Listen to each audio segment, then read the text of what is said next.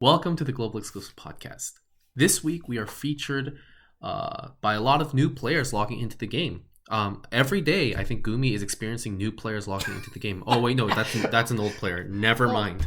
It took me a while to get the joke, but when I actually got it, it was actually funny.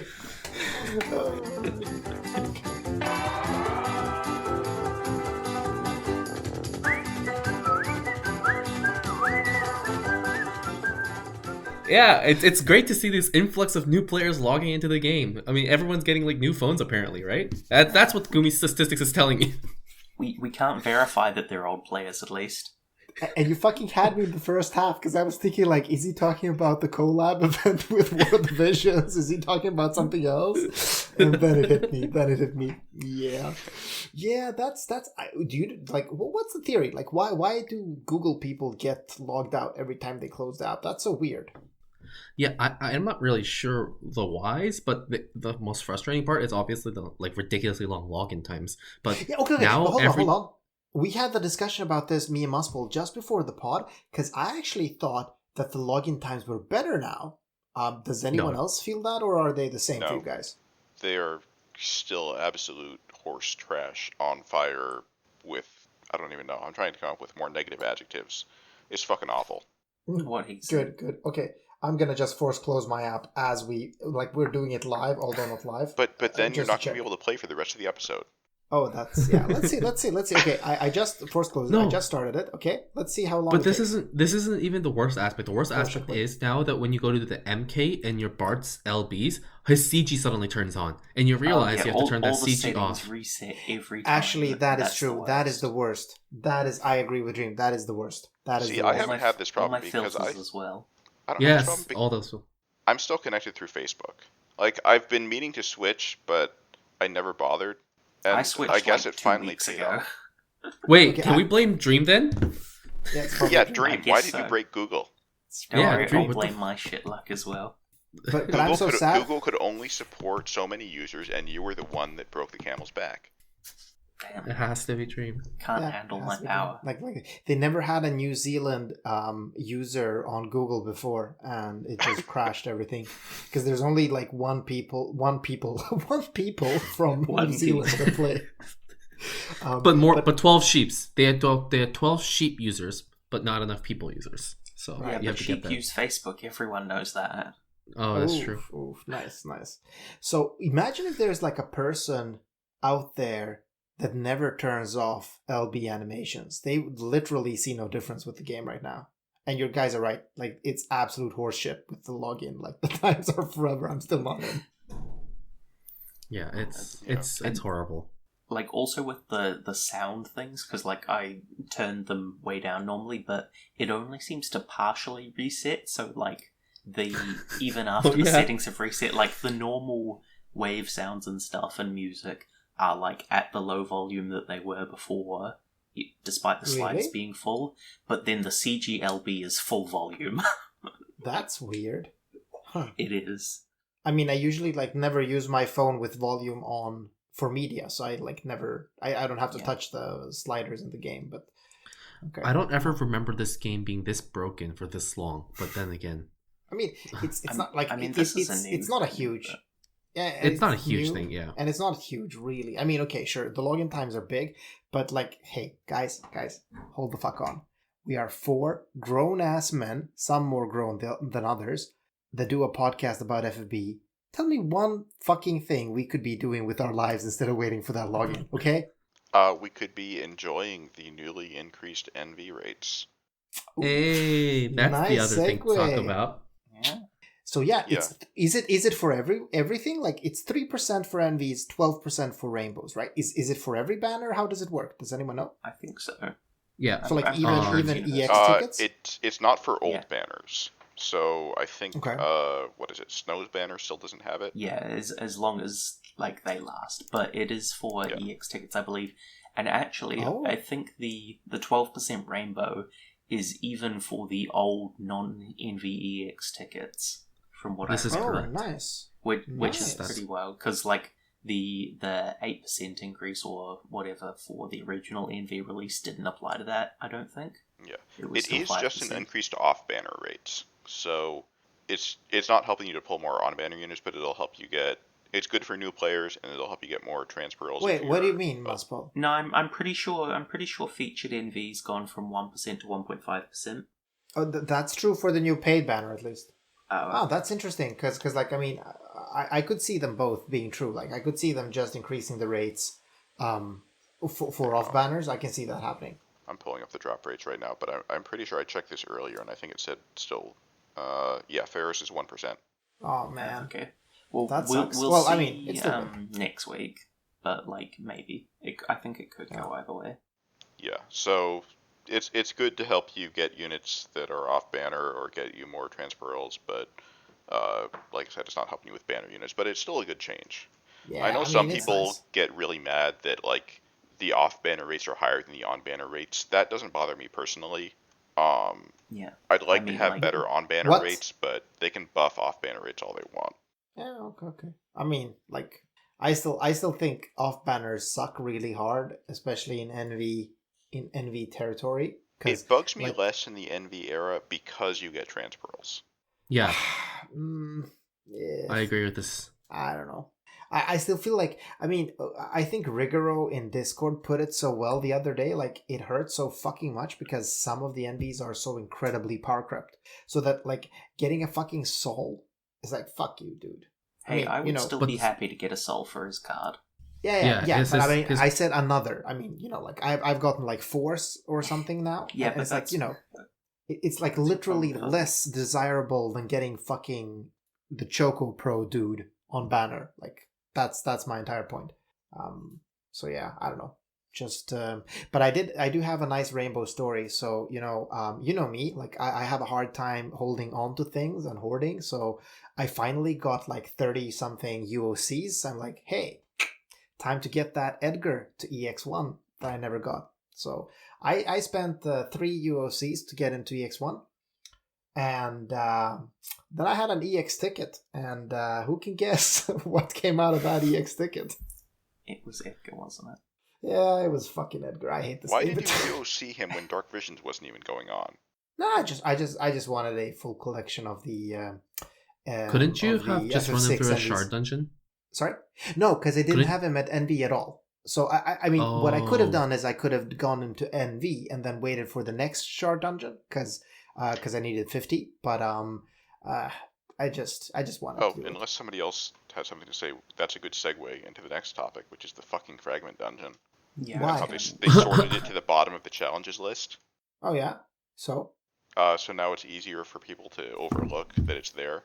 I mean, that's the thing I literally look forward to every morning. It's like Christmas fucking morning. I open the game, I go into the NV dungeon, whatever they call it, because that's like what I live for. Because right now, like Mommy Mazurka and Shueyu and Lightning need to get their STMRs, or actually EX2s. Lightning just got hers. So, And I mean, on the other hand, it's been extended by 2 extra days now on two different But Yeah. why 2 extra times. days? Did I miss the other bug? Because I remember there was one bug about Lightning not getting shards, right? Bartz. Yeah, Lightning bugged out, and then Bartz and Gilgamesh bugged out as well. Oh, okay. All right, so we get 2 extra So maybe days. That's next nice. week, maybe next week's NV will bug out as well, and we'll get a 3rd extra day. Yeah. I mean, Because I would as have. it stands right now, I'm actually able to. I actually have no more MV units to run anymore after I think this reset. After weekly reset, I don't have any more units to run anymore. So I better Yeah. pull Better some pull new more, I shit. guess. Or like, I I, have- don't know, get some NVAs to EX2. Keep running Veritas of the Dark because he's good for Arena. It's good to have more fragments of him if you have nothing else to do. Why? Because he's good for Arena. No, but why more fragments? So that you can awaken another copy without needing more of him. Oh, okay. Now I hear what you're saying. Yeah, I guess that's a reasonable. That's a Yeah, but reasonable who tip. plays Arena? Like, it's Gotcha. that's a very low priority. But if you have literally nothing else to do, Yeah. I mean, yeah, I guess I could run Cloud, but he's so power crept by this point. I don't even know if I want to. Yeah. So- Although Rigoro Yeah. was also, again, to refer to Rigoro, he was saying that he grows significantly with Lightning STMR though. So yeah, maybe he's good Yeah. again. Or I mean, he's probably not good again, but he probably does gain a fair bit of power. Running Cloud could If he also get you gets his closer to a EX2, he second might copy of his STMR if you want to EX to another one of him someday. Yeah. I don't know. Again, we're talking about things that are very low priority. But I am very orb starved. Like I am incredibly orb starved because I think I have all of these. I think. I'm not sure. I think I might have missed one. I might have missed one or something. I am in the presence of a whale. No. I'm missing like half of them. I was just lucky. I don't have Ibarra. So the time limited, of course. But I think off bannered almost all of them, and I think I have all of most of the limited ones, don't you? Sorry. You've got most of the limited ones. Like you've got at least 2 of the Kingdom Hearts ones. Only Ibarra is the only one I don't have. Ibarra and Sora. But yeah, anyway, I have all of them at EX2, but I don't have the pearls. So like, I am sitting on a ton of STMRs. I just need the fucking pearls to make them a reality. So I really need them to start dropping. I love how we're about like 11 minutes into the pod and we haven't even talked about any of the new units. Yeah, Wait, should there are new move on units? to one of them though. This is the one that everybody's been excited about for a long time. It's Azat. He was a very important character in Final Fantasy V. I think he was like, sure. Can somebody who is an expert in FF5 like me? I'm gonna do a trivia, and when does he first show up in the game? And I will definitely know if you get this wrong because I'm an expert on FF5. Wait, are you kidding or not? I just need to know beforehand before I answer. I am offended that you even asked that. That's the best way to answer. I don't know. Okay. Well, I actually don't remember FF5 that much, to be honest. I really it was such a long time since I played it last time. But isn't he literally Galef? Well, according to the wiki page, which I'm only reading here so that I'm sure I got it right, and not because I don't know anything about this asshole. He is a comrade in arms with Galuf. He was one of the Warriors of Dawn. So he's a backstory character. Well, yeah, kind of. I guess. Maybe he shows up in the game itself. I don't know. He probably does. It's been so long since I played Final Fantasy V. Because Final Fantasy V had this, some of the older Final Fantasies have aged so poorly because they have an incredible encounter rate. Like, you take 2 steps. Like, try playing Final Fantasy IV now. Holy shit, you take 2 steps, there's another battle. Like, oh my god, nobody has time for that. Yeah. You know what nobody else has time for? His kit, because it's fucking useless. We're just going straight to the TMR and STMR. No, there actually is one thing about his kit, because this is introducing a new mechanic, which I think we'll actually see on some other units on his banner. But really? There's potentially even 2. What's that? Yeah, his normal attack is not a normal attack. That one. Oh, okay. Well, tell me more about that. I had no idea. So his normal attack is replaced with an ability that does AoE magic damage and a break. And this is something we'll see on some other units going forward, where units have their basic attack just replaced with an ability. I think it's becomes pretty common actually. Yeah, but so I think this is such a great thing. Oh my god. A lot of these abilities, from what I've seen, aren't necessarily amazing. But there's ways that you can try to abuse it in some cases. Like, you can give the unit black belts so that they counter incoming attacks. And incoming attacks are countered with your basic attack. But if your basic attack is something else, then it counters with that ability. Oh yeah, I remember people theory crafting in the Discord about this now in JP. Yeah. Oh wow, and this is so cool. It doesn't work with the counters either, but you can also use dual wield plus twin lance or aurora scarf to basically quadcast the basic attack. Yeah, it's my understanding that there is an That's handy for some of the unit that's going to be absolute cancer in arena because their basic attack is an AoE chaining move. Oh, there's a few of those. Yeah. And yeah, you can do the quadcast and put Berserk on them with Avenger. But I mean, if you get a couple of those. But we still have I still think Dark Bahamut Fina is much worse because all units start with an LB. And hers has an AoE chaining LB. That is 1 LB that does 999 damage, or 4 AoEs that deal 999 damage. Okay, now each. I understand what you meant. But although, the unit will still have to use the basic attack, which they not won't if you berserk them. 1. Yeah, berserk them, and then it's guaranteed. And it auto-casts on player phase as well, so you don't even have to do anything. To any of our listeners, do not do this thing. Yeah, ever. don't do this thing. But to any of our listeners, do this thing. Yeah, this is kind of like, this is as much Satan as kind of, re-equipping your arena units. Because if you do that, fuck you. Fuck you, dude. What's the best point about all of this is that now you can auto story mode and not think about wiping. Well, I mean, you could do that too with all the auto LB units before. I mean, that's Yes, literally what I do. Some of them take forever. But let me now teach you, friend. I will teach you. Listen, my story mode party is Zidane, it's Blue Mage Fina, and it's Morgana. So Morgana is only there to fill the Esper gauge for the Esper missions. Zidane has the fastest fucking LP in the game. Like, it takes 0 time for it to AoE fuck up anything. So he is like, if you have a Zidane, use him because he's the best story character ever. And you just auto, because he auto LBs. Well, that's Zot, people. Oh, it's TMR. Most people's favorite thing. There's like 1 or 2 more things that unique, like in his kit. He has the magic cover version of Lumina's ability to like give an enemy cover for a turn, which, as we discussed before, has similar like super niche uses. Yeah. I think it was used in 1 JPDV for like stacking up limit bursts without killing the boss. And then I don't remember if we like saw any of these in the last week or 2, but he also has the enhanced Protector and Shelga in his base kit, which is just, yeah, it's a unit like being released with enhancements, which I guess is noticeable, but it's because they're like a boosted version of a generic skill that appears on a lot of units. There's actually a couple other things to mention. He is a magic tank. Like, he's not a great one or anything, but if you're a new player and you really need a magic tank, you could use him. He also has a cooldown that gives 75% AoE general mitigation, but it's a 5-turn cooldown and it's not available until turn 5, so I'm not really sure like when you could make use of this. Well, it's definitely nice for crossing a threshold. You get 75% general mit on the entire party. That's pretty powerful. And he has massive beast and plant racial mitigation on his LB.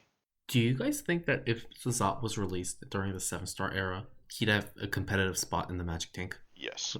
Yeah. He would probably, on turn 1, he does cover and provoke. That already makes him, like, top tier relative to other tanks. He doesn't have AoE general mitigation, but, like, the other stuff he has is pretty good. Like, relative to 7-star tanks, he's fine. He's just not going to cut it on NV trials. So what about that TMR and STMR? The TMR TM is, 800 flat HP. Let's go. That's like 10 or 15% HP. Yeah, but when I'm capping HP, any more flat HP helps for me. Yeah, in practice, I find that I actually don't cap HP on tanks that much. Compared to like Sweet Luca's TM, I think this is just worse 90% of the time. Yeah, and listen up, Shadow, because we both know who the fucking tank master is of this group. Like, it's not bad, it's far from amazing. Yeah. But the STMR seems very juicy. I just don't know how you would use it. So it's like 180 No one knows spirit. how to use it. I mean, it's 180 spirit on a mace, and it has a 75% true dual wield spirit. That sounds very powerful if we had units to utilize it. I mean, there is a unit that can utilize it, but they're not good anymore. Who's that? Schwen. Redacted. Oh, but wait. Can FaZe wear maces? She can, but she doesn't have innate dual wield. That being said, I think 2 of these are an upgrade for her, just not a big one. Okay. Interesting. But you are sacrificing like resistance from a shield slot. Yeah, she might want a shield anyways for resist. That's just like in terms of pure effective health. Yeah, okay. Cool. All right. But yeah, I could see this being good in some situations, especially if we get a healer with like a high modifier but low base healing, maybe. I don't know. Whatever. Yeah, let's move the fuck on. It's cool that it exists, but it's nothing game breaking. But so we're talking... not yet. Anyways, I could see this becoming like crazy top tier if they release the right unit for it. But it would have to get pretty specific. 100%. But we could talk about the next unit who actually can equip every single weapon in the game. Greg and Gilgamesh. The first of the surprisingly 3 good NV units that we got this week. Yeah. So the first thing to say about Gilgamesh is that he is free. You get 1 copy from the event. and 25 fragments, and then you can get his Prism, his STMR Moogle, and 50 more fragments from Mog King, which will get him to EX +1, even if you have 0 copies of him to start with.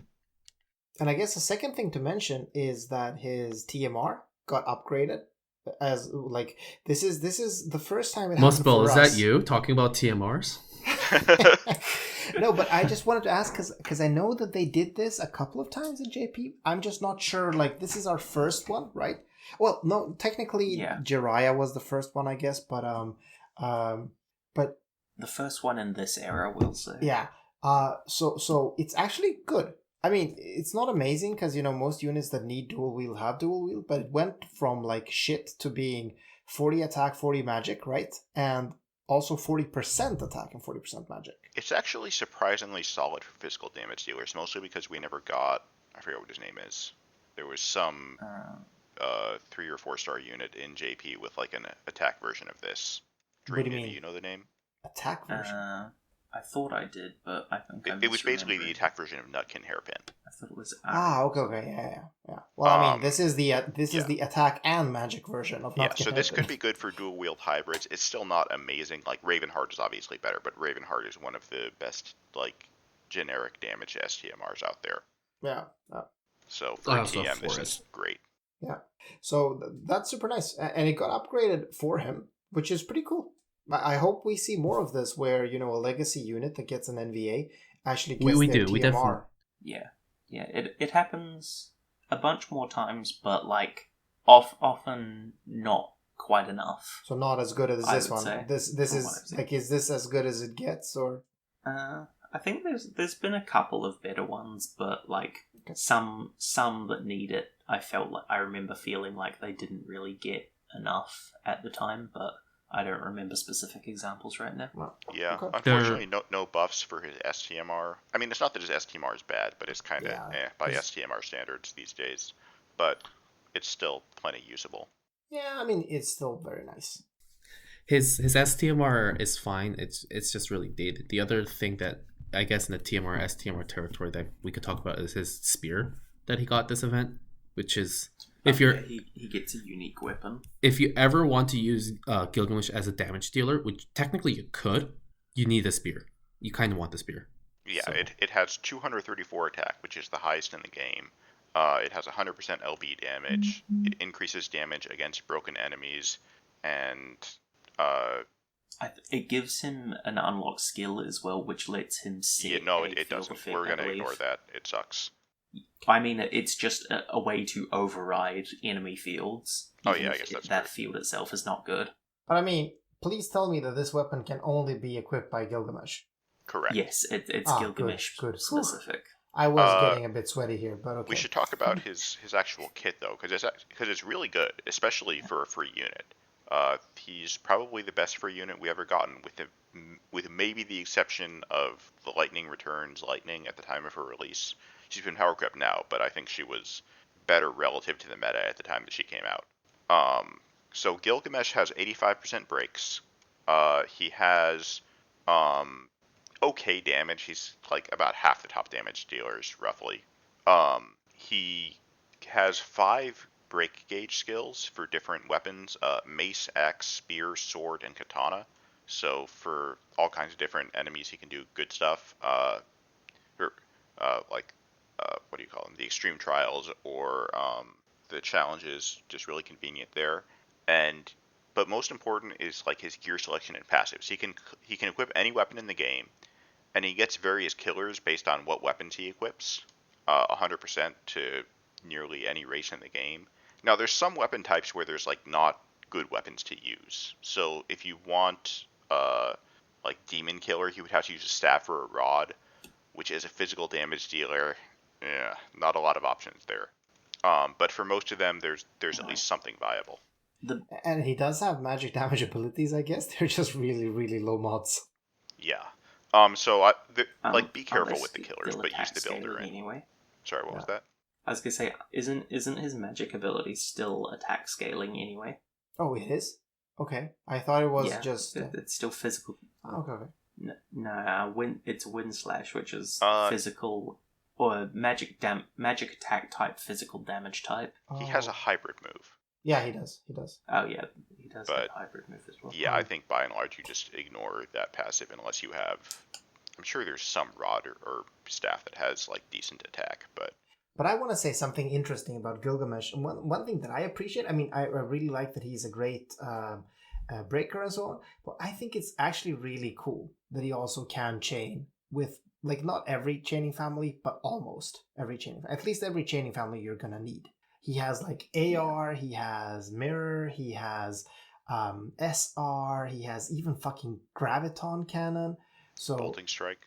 yeah, BS, Tornado. Yeah, and Tornado. So he's a like, and Chaos Wave Awaken. and I mean, He's missing SR. That's the only one he's missing. No, he has has it. He has SR. it in He phase has form. SR, but only really? in his base form. Yeah. And he does. the damage is not amazing on his abilities, but it's still kind of, he can do it. He can chain with any unit, so It's enough to be noticeable. yeah. And I mean, you bring him as a breaker, and he's going to be able to chain with any unit. Unlike, like, let's say Riku, for instance. You bring Riku, yeah. Now you need an absolute mirror of equity chainer for him to chain with, right? So that's very nice about Gilgamesh.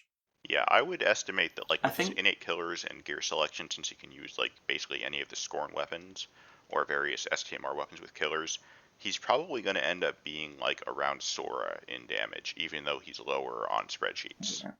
I would guess maybe not quite, but I think the one place he really could shine as like a main damage dealer is on those fights with break bars, because not only does he have this like 5 skills for breaking the bar itself, but then if you have his event spear, he has a total of 120% like break killer, so that can really like pump up his damage even compared to some of the tag units. I think depleting the break Like, he'll bar probably- and like using the break gauge skills and dealing damage are mostly mutually exclusive, because usually you want to use 2 of the same weapon and you want to break the boss and then deal damage the same turn that you break the boss, and he, like, if you're breaking the gauge, then he's not dealing damage.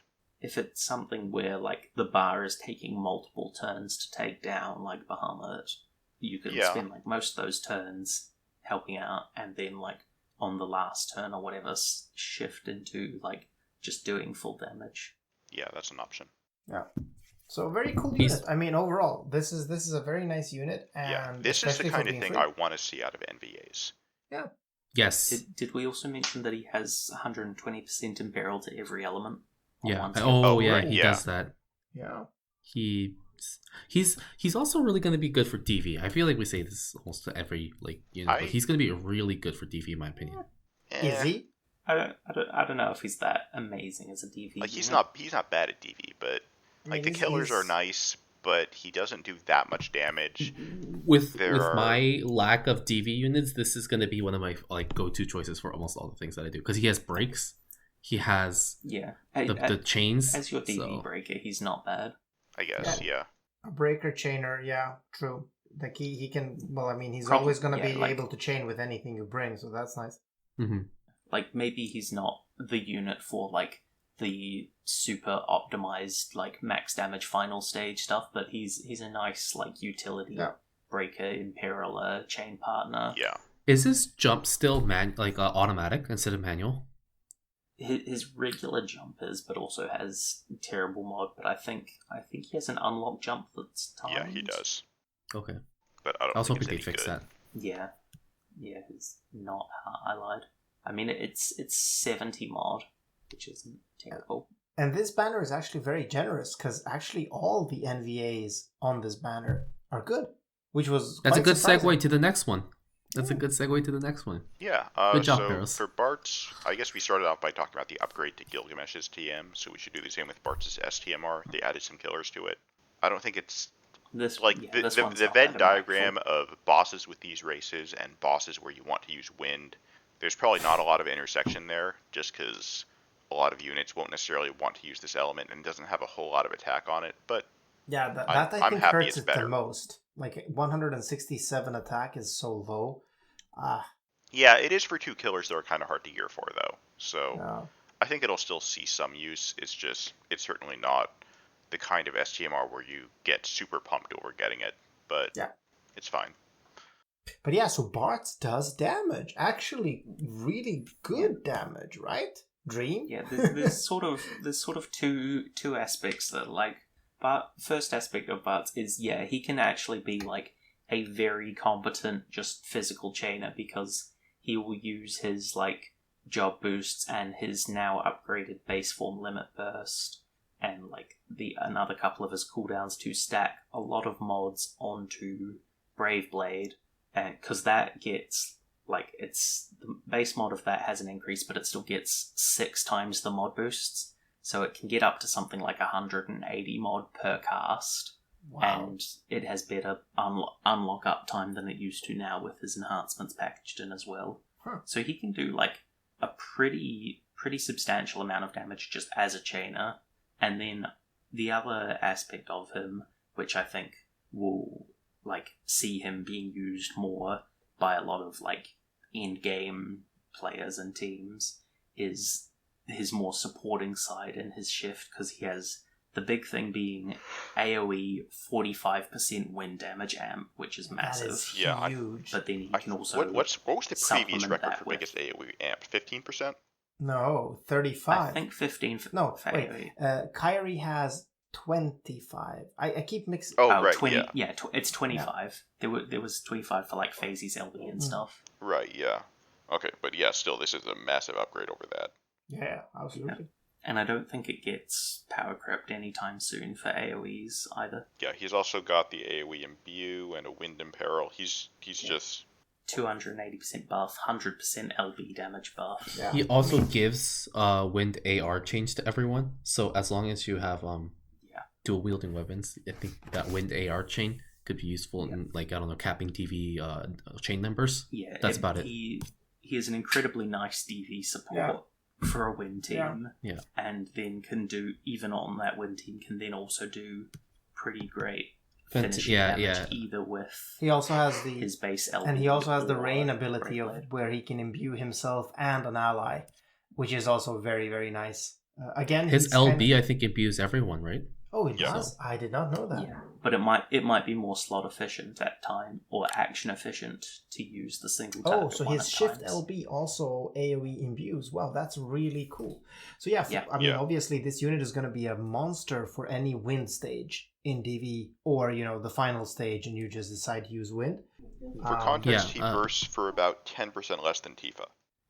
I think he can probably be like not quite on par, but slightly better than his spreadsheet damage with the full like LB cap. Man, 10% less than Tifa does sound pretty good though. Yeah, hold on. I didn't quite get what Muscle was saying. Did he say 15% less than Cloud? No, Cloud's lower than Tifa, so Bartz would be about on par with him. But really good unit.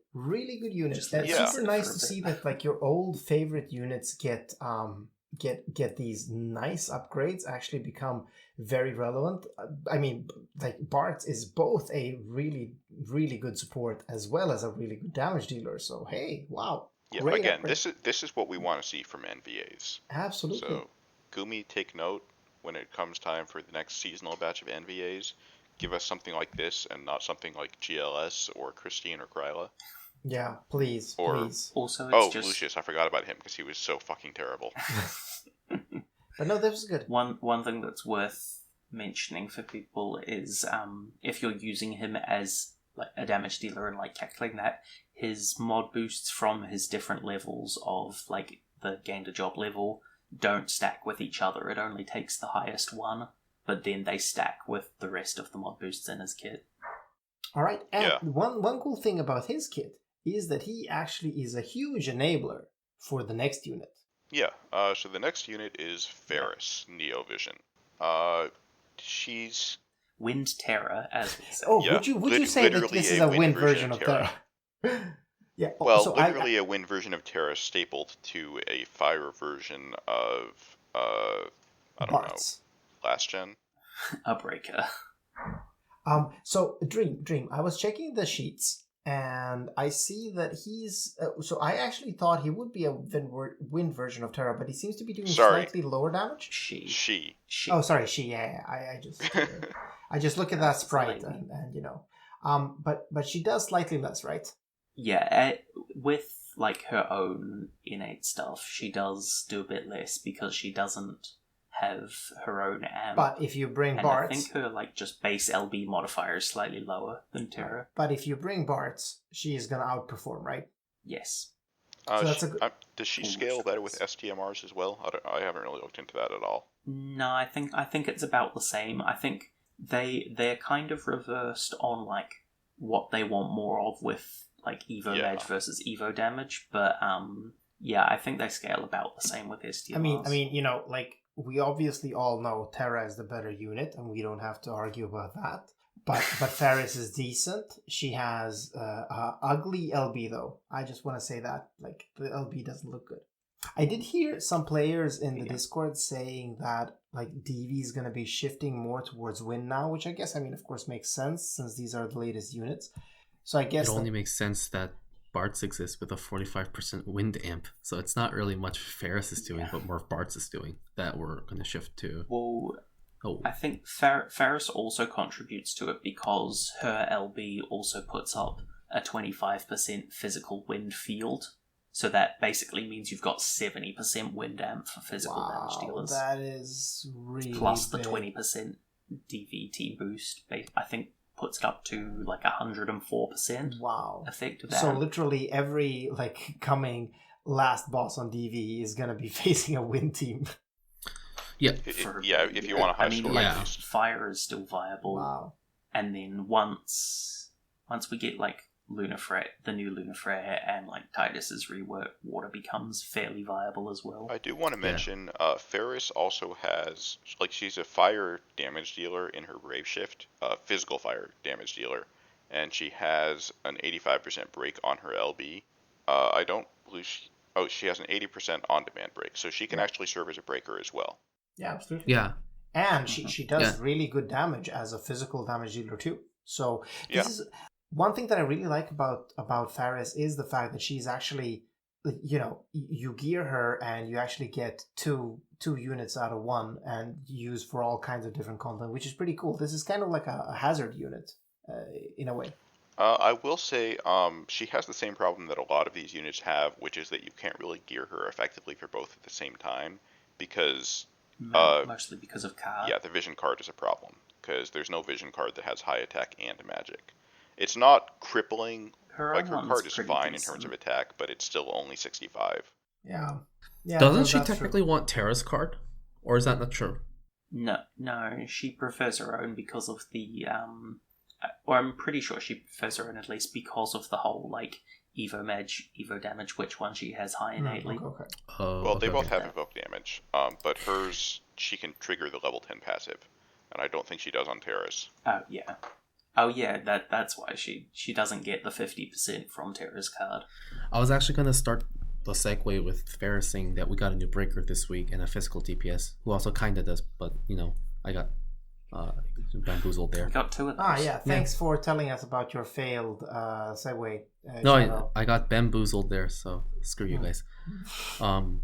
She also gets the auto attack upgrade, where her auto attack becomes something different. What does hers become? In fact, she's got a different one in each form. What does it become then? A sword break gauge thing.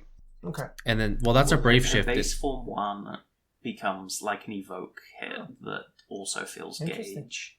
And then, her shift 1 is a sword break skill. Yeah. Which technically can make her the best gauge breaker in the game currently, because it can be quad cast versus triple cast. Right.